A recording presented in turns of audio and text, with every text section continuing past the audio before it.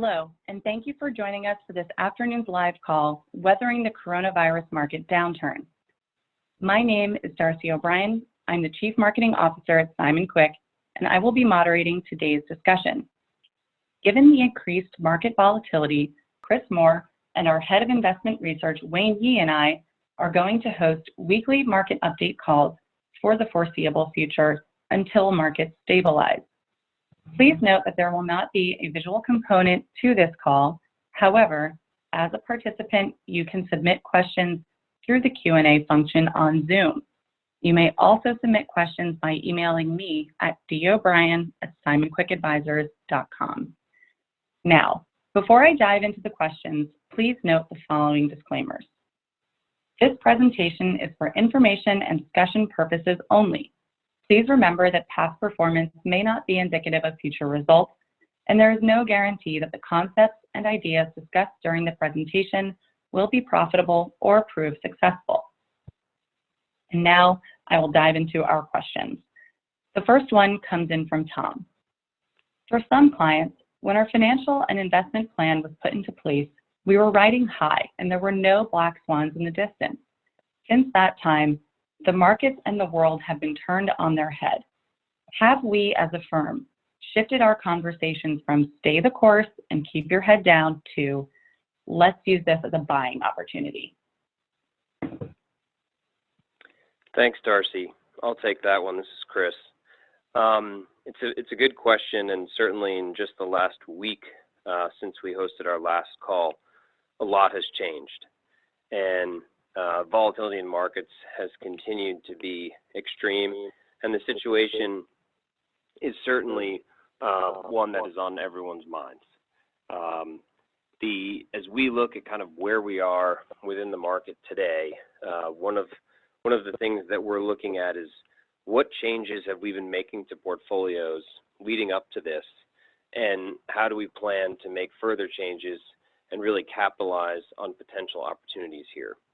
The first thing I would highlight is over the last 2 quarters, we've been making a conscious effort to increase the quality of our exposure within portfolios. In particular, within equities, we had shifted more towards higher quality stocks and companies that we thought would be more inclined to weather a severe downturn.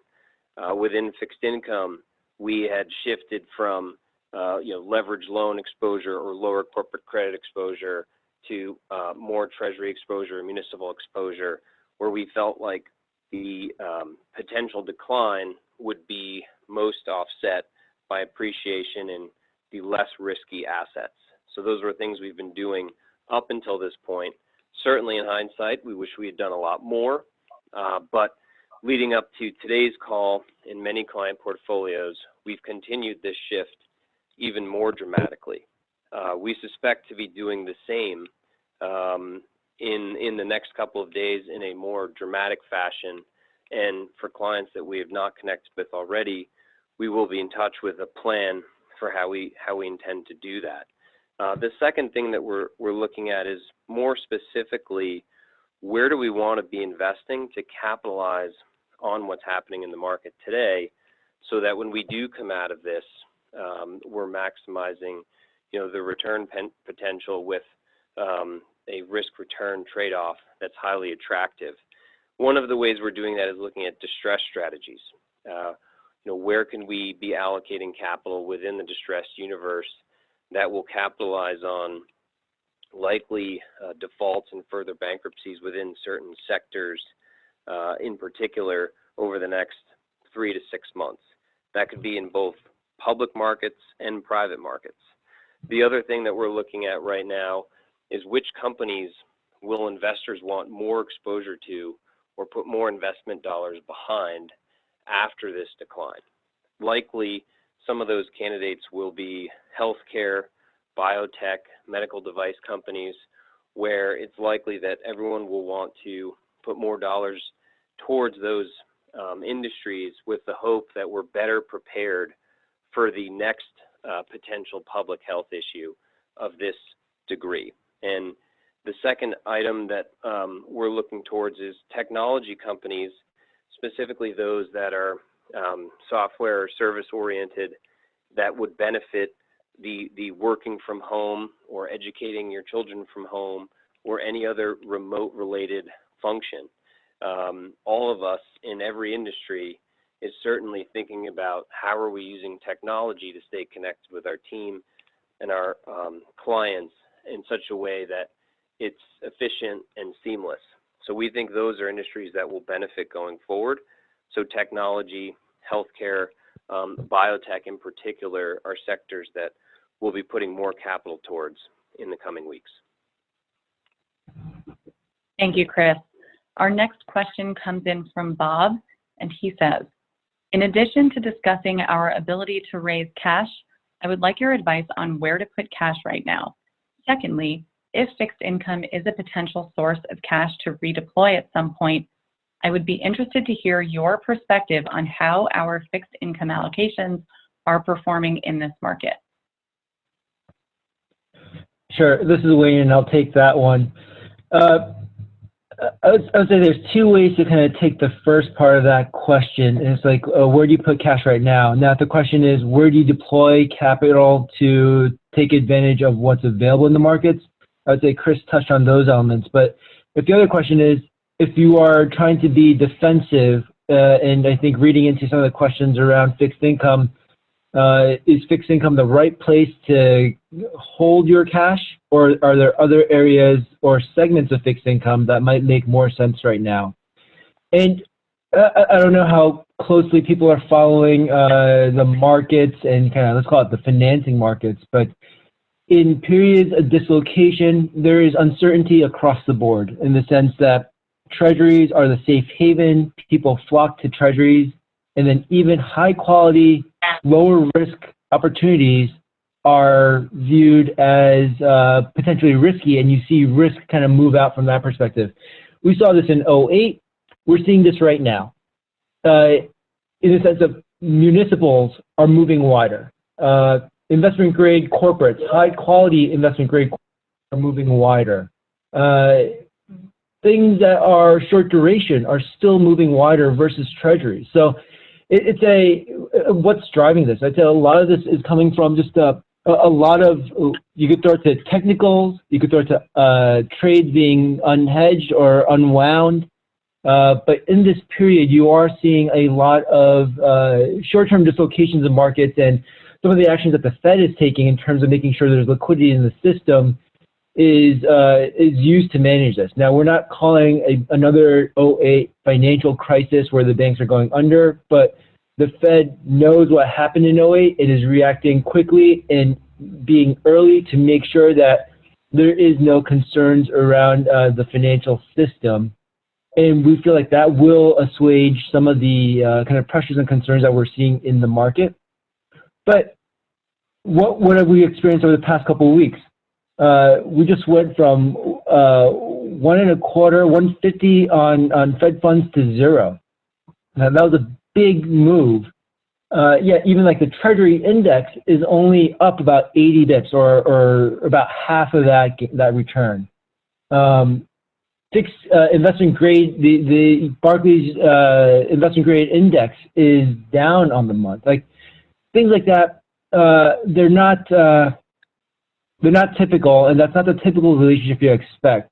So we do view it as a short-term technical that the Fed is addressing, but we do think that fixed income is an appropriate place to be invested in, particularly as a counterbalance to equities, and that would be the source of capital deployment as we recycle into equity opportunities. Now, we do think that as the Fed has gone to 0, there's less opportunity for, obviously there's no yield there, but going to 0 does allow for that capital rotation away as markets kind of stabilize from the funding perspective. Thank you, Wayne. Our next question comes in from Jay. The U.S. 10-year yield and U.S. 30-year bond yield were halved in 1 week. According to J.P. Morgan banks, through synthetic derivatives, are short $1.2 trillion, the equivalent on US 10-year bonds. This is not a smell of fear, but a smell of somebody big blowing up, like LTCM or Lehman. Is this the canary in the coal mine? Yeah, I'll take that as well, because it echoes a little bit to the question that came prior to that. But I think the Fed moved aggressively because there is a lot of new uncertainty out there. I can't recall the last time when kind of major cities where the streets were just empty and everyone just kind of sheltering in their homes. And in that uncertainty, the Fed is trying to show that they're backing the financial system, they're backing companies, they're making sure that the needs of capital markets and the general economy will be maintained at its core to work through the next quarter or two. Is there a canary? I don't think so. I think banks are in a much better place today than they were in 2008. And when you kind of look at shock scenarios, even with increasing default expectations and lower recoveries, banks are better postured to be able to weather through that. I do think some of the reactions on markets were based by the Fed cutting rates immediately, and then also providing liquidity to whether it's banks or insurance companies to slowly and more gradually unwind any potential trades they have there. Treasuries have historically been used to hedge other parts of fixed income exposures. With Treasuries tightening, that creates your short book to underperform, and allowing for other institutions to kind of manage through that, I think is really the reason why the Fed moved as aggressively and actively, not just from a rates perspective, but also from a commercial funding and repo perspective. So I think that's the reasoning on why they've done it. Thank you, Wayne. Our next question comes in from Nancy. How do you explain the extreme volatility in markets, and when do you expect it to end? I'll take that one. And the latter half of the question, when do we expect it to end, I'll start with. That's anyone's guess, quite frankly. The markets are really waiting for continued support from the Congress, from administration, from the Fed. They want fiscal initiatives to support the economy and provide ultimately support for markets as well. The volatility that we're seeing today is at unheard of levels. The last time, quite frankly, volatility was this high was in 1998 with the collapse of long-term capital management. It was an extraordinary period, and like then, today we're seeing a variety of technical factors that are contributing to the market volatility. We touched on this a little bit last week, but compared to kind of a pre-2008 period, there are no longer proprietary trading desks on Wall Street that are creating liquidity for the markets when there are retail or institutional sellers. Those desks are gone.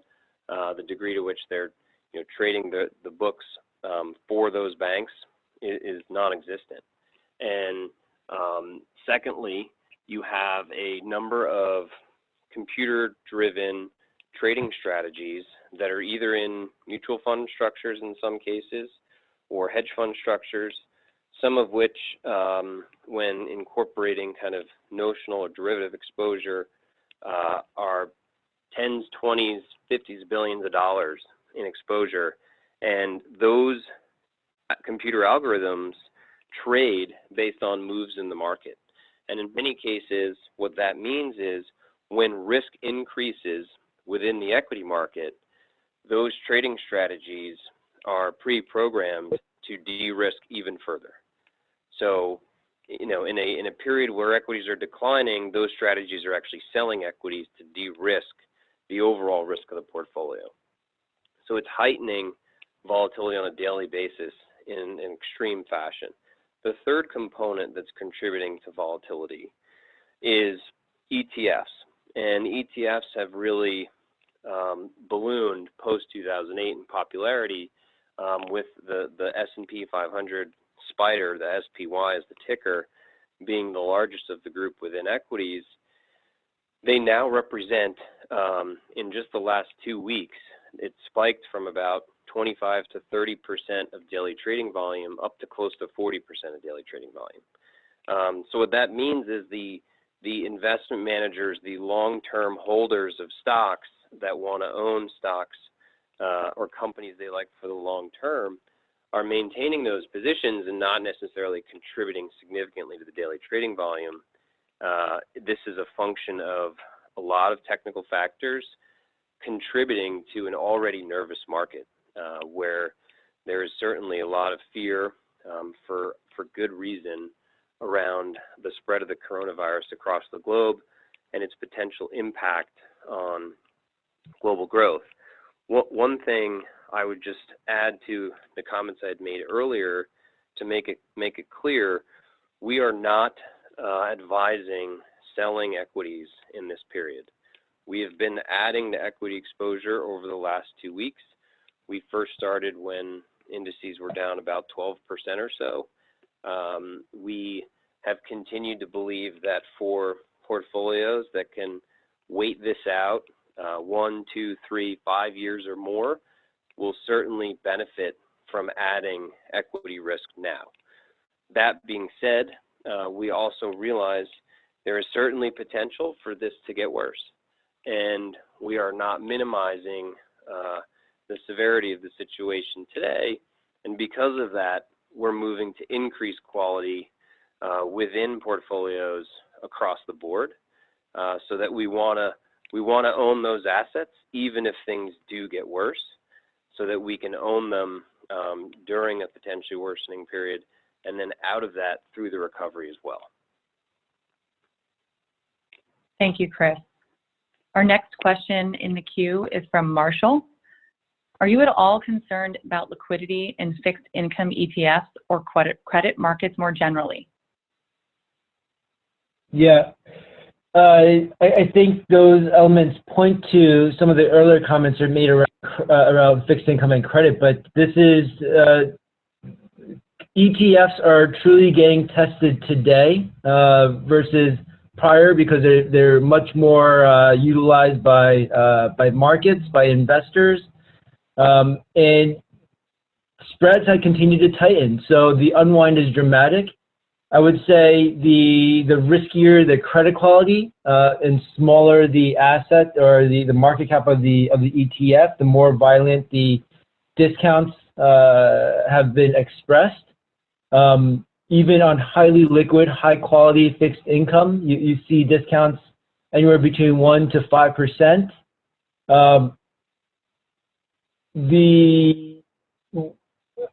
Those who are levered on top, who levered ETFs, I think is where you see the most amount of pain because you're getting hit from the price discount to NAV in addition to the assets underperforming or selling off. So that's where the risk lies, but we have not utilized them from that perspective. We had stayed very close to high quality, investment grade, safer assets. And we think volatility kind of shakes those parts of the market as well. We don't think it will persist over the long term. We believe that it will stay consistent and kind of normalize as people kind of this new market dynamic. Thank you, Wayne. Chris, was that something you wanted to add, or shall I move on to the next question? No, you can move on. Thanks.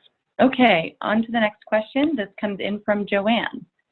Were you surprised by bond changes, and will they recover quicker than stock?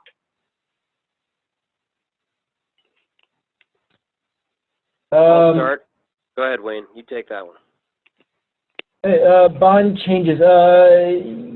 Yeah, I think the recoveries can maybe rationalize quicker because you're just kind of moving through a technical effect in the sense that, as I mentioned in probably maybe the first question, if you look back in 2008, investment grade in a Fed tightening environment, investment grade, we're not even talking about closed-end funds or mutual funds, we're just talking about the index to index.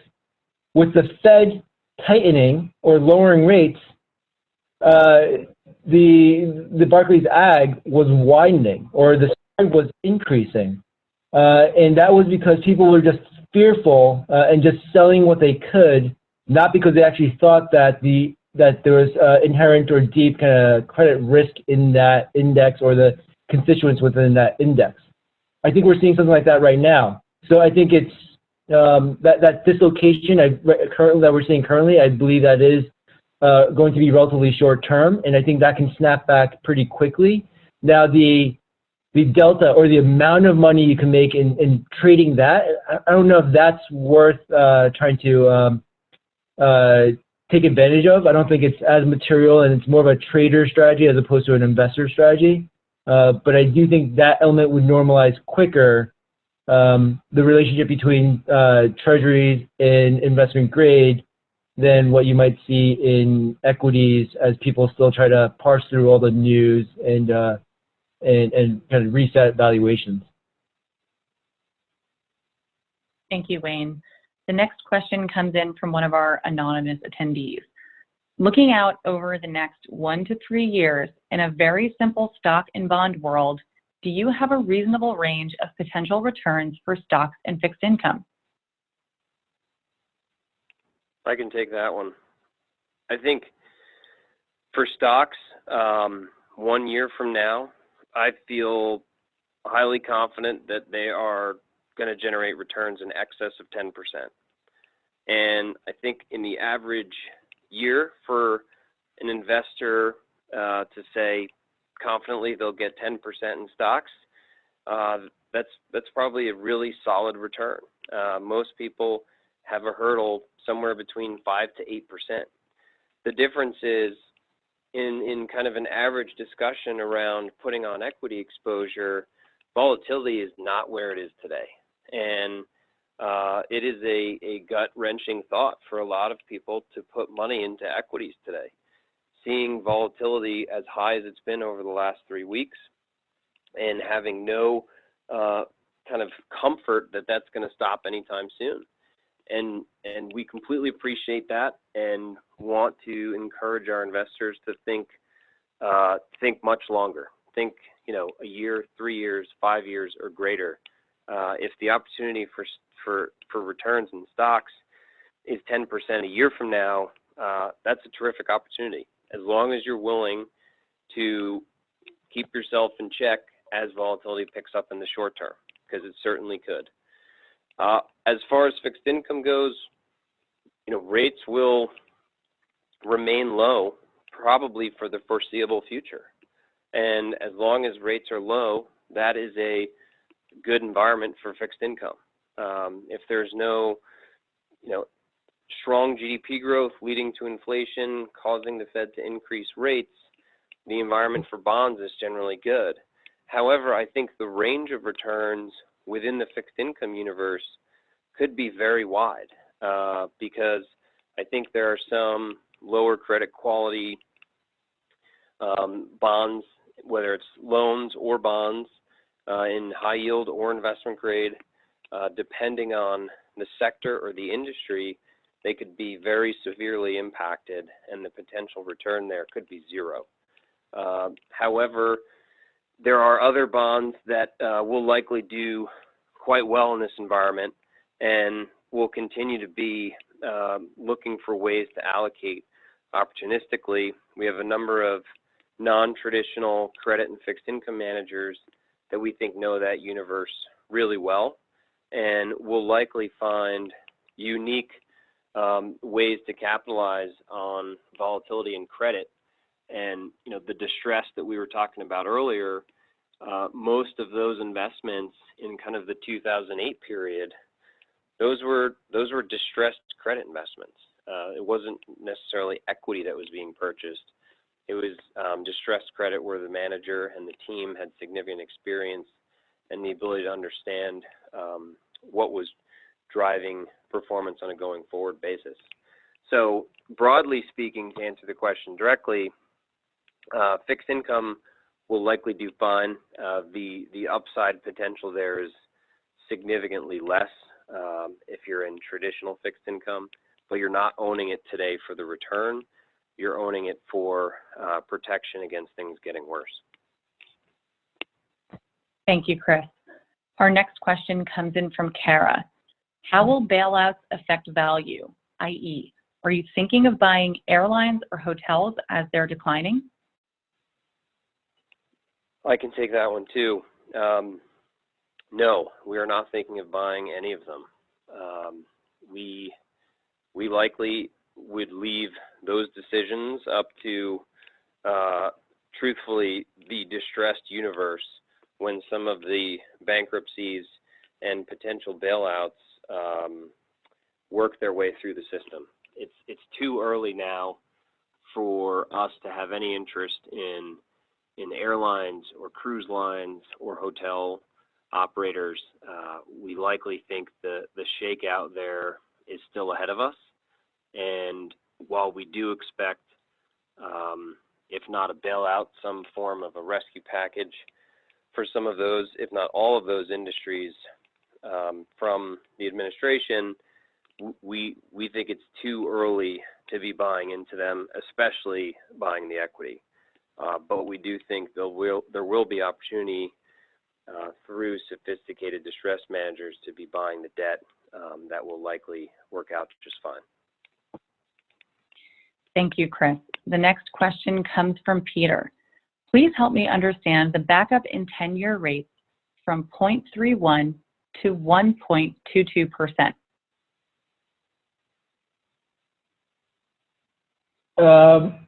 I will address that, and I think if we're thinking about just the price action that we saw, where I think on Monday, last Monday, we saw kind of treasuries come in the hardest and kind of really grind in, and on the back of Fed rate cuts, what we're seeing right now is that to the comments I made earlier about there are trades that are being unwound. If you think about the amount of fiscal spending that the administration is trying to pump through, that's going to definitely increase the deficit. We're opening more lines. QE is now, or quantitative easing is now kind of back in play, where the government is pumping money into the system.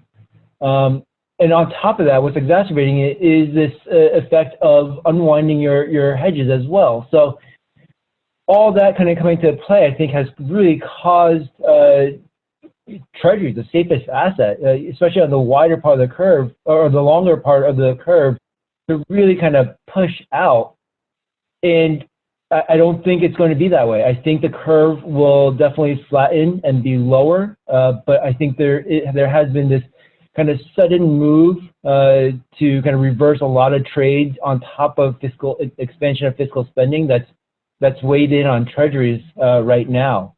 But if and likely this recession does play through in the next quarter, people will return to safe assets, and treasuries safest in that bunch will move in that direction. Thank you, Wayne. The next question is from one of our anonymous participants.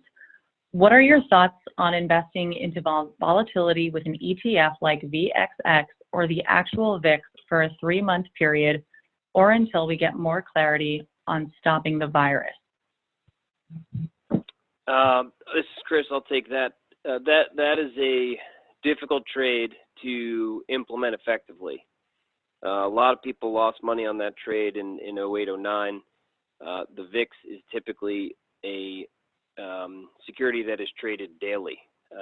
So it is not meant to be a instrument that you hold for a period of time. And it is more often than not cost investors quite a bit of capital when they've tried to trade around volatility. I think if you're looking to protect yourself against volatility, the best bet there is to either just hold cash or traditional super safe fixed income instruments, or to use an option strategy, where you're buying puts on an index so you can capitalize should volatility spike to the downside again. Thank you, Chris. Our next question comes in from Suresh. Why have money market funds lost value? Do you expect them to recover with everything the Fed is trying to do? Yeah, that's an interesting question. So I think we tend to, our firm stance is to stick to money market funds that protect the dollar, or stick to maintaining the $1 NAV so that you don't have any potential discount risk around that. Now, there are other ways to extract higher yield in money market funds that won't peg to the dollar or to the $1 value. And a lot of that will be tied towards commercial paper.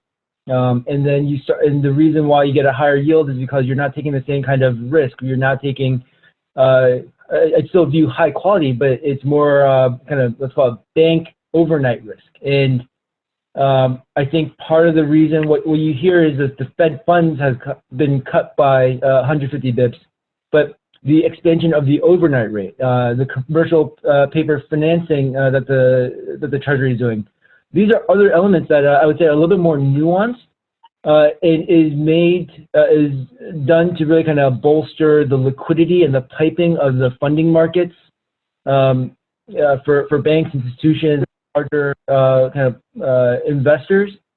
That is where I think you're probably seeing that effect. So I do think it will normalize, or it should recover. But I think what we're seeing across fixed income from at this stage, a technical effect, I think that's where you're seeing the pressure come in from. Thank you, Wayne. The next question comes in from an anonymous attendee. Please comment on the dislocation within the muni market and whether in times of heightened volatility, this sector still holds value in providing diversification and safety within an overall asset allocation. I can take that. The short answer is yes, it still does provide diversification and safety. Munis do play an important role in asset allocation, especially for taxable investors. We have in the last week and have in prior periods seen munis behave kind of counterintuitively, and that's really a function of there are short periods where the market wants to de-risk altogether and just own treasuries, and we've seen kind of a spike in yields in munis and liquidity drying up to a degree in the last week in response to that. The other factor I would just highlight too is, remember, everyone is working from home now. This includes major financial institutions in New York City. This includes everyone that is trading bonds, stocks, etc. So there will be kind of a decrease in liquidity as it relates to that activity overall. It is certainly possible, as a lot of firms were moving from their offices, their headquarters, to work from home facilities. During that period, there was reduced liquidity across many of the credit instruments, munis maybe being one of those. Thank you, Chris. That is all the questions we have received for today. So at this point, we are going to begin wrapping up. As a reminder, we will be hosting these calls weekly as the market volatility continues. So please do continue to keep an eye on your inbox for updates on the next call. We hope that you've enjoyed today's discussion. If you have any additional questions that we were not able to address during the call, please do not hesitate to send them to me at dobrien@SimonQuick Advisors, and we would be happy to address them offline. Thank you again for joining us, and have a great evening.